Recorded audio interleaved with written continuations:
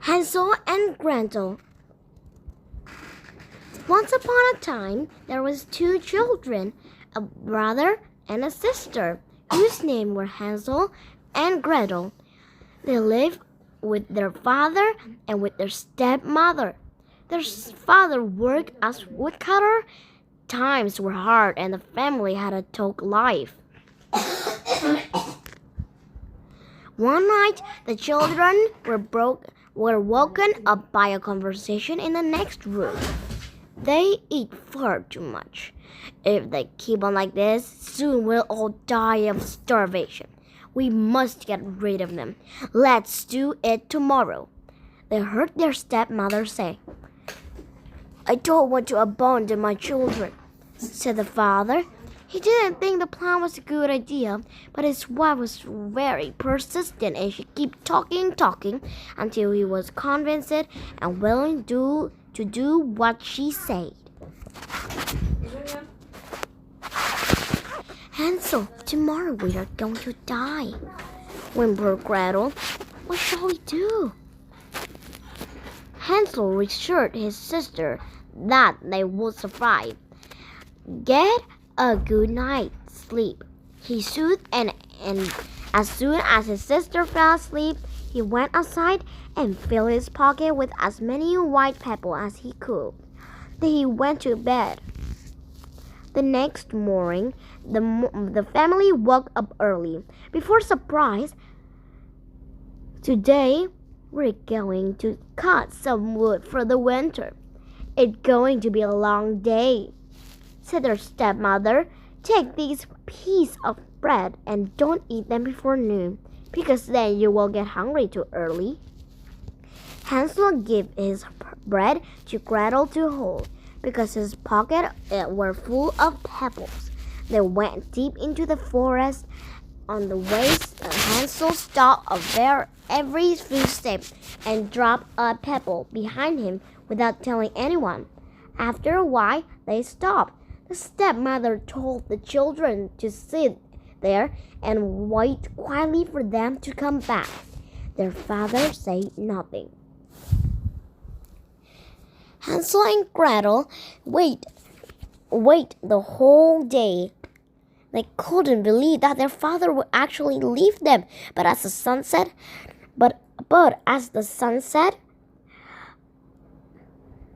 they knew that everything they had heard the night before was true. Don't worry, Gretel, said Hansel. I dropped a trail of pebble all the way there. Let's eat our bread and have a sleep. We'll leave tomorrow morning and be home by noon. Trust me. They did just as Hansel had said. The next morning, they followed the trail Hansel had made, and they made their way home. Their father was so happy to see them that he couldn't say a thing and just hugged them for as long as he could. When evening came, the children heard their stepmother's voice. We will leave them somewhere even further into the forest next time, so they won't be able to find their way back. What are you talking about? We are not going to leave them alone in the wood again. But the woman pressed. Do you want to die of starvation? The man didn't reply. Hansel went to try and gather pebbles again, but this time the door was locked. The next morning, their stepmother gave them even smaller piece of bread for lunch. And on the way out of the forest, Hansel again dropped the crumbs behind him so that they were able to find their way back home just like before. They walked for hours and hours. Even actually, their stepmother said, This looks like a good place. You can have a nap here while your father and I cut wood. At lunch, Gretel shared her piece of bread with Hansel, and they all fell asleep. It was already evening. When they woke up, it was too dark to find the crumb. But Hansel told Gretel to keep calm and that they would go home the next morning. When they woke up, they saw that wild animal had eaten the crumbs during the night. But this time was Gretel's turn to brave. "Let's walk. I'm sure we'll be able to find our house," she said. They walked the entire day. They were already very hungry and tired when they saw a white bird singing on a branch. It flew off and the children decided to follow it. It led them to a house. When they came closer, they saw that the house was built entirely from chocolate, with a roof made of cake and a window made of clear sugar. The children started eating the house. Hansel took a piece of wood, while Gretel tore down a part of the wall.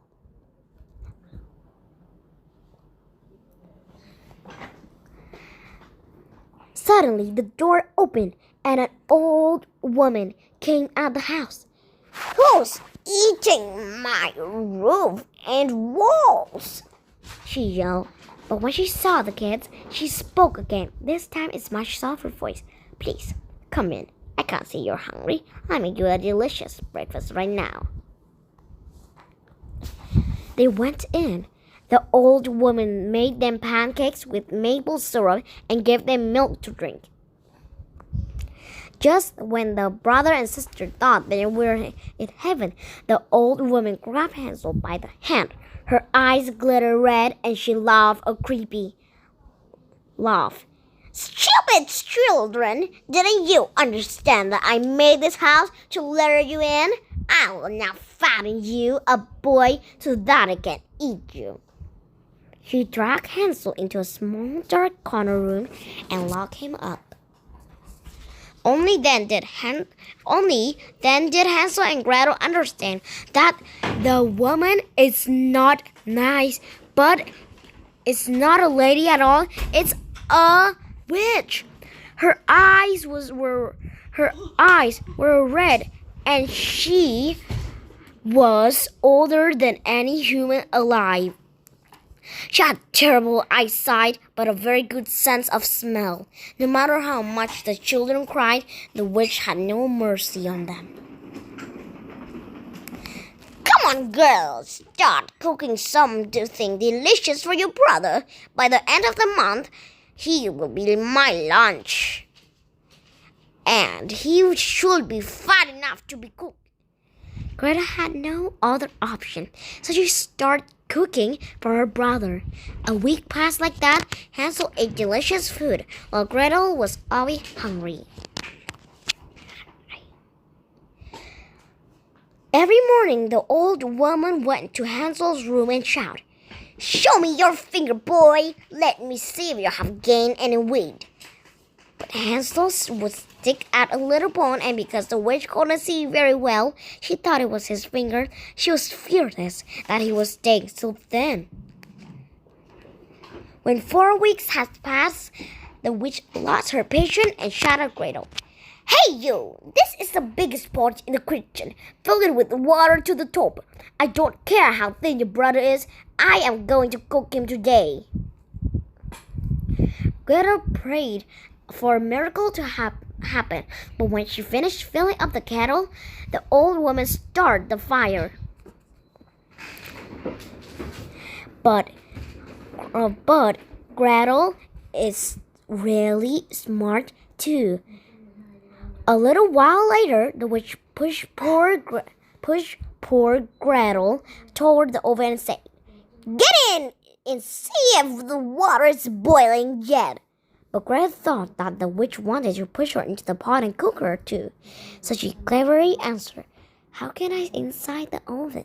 Please show me so that I can check the water." "What's wrong with you?" the witch yelled. "It's so easy. Look, you just need to step here and...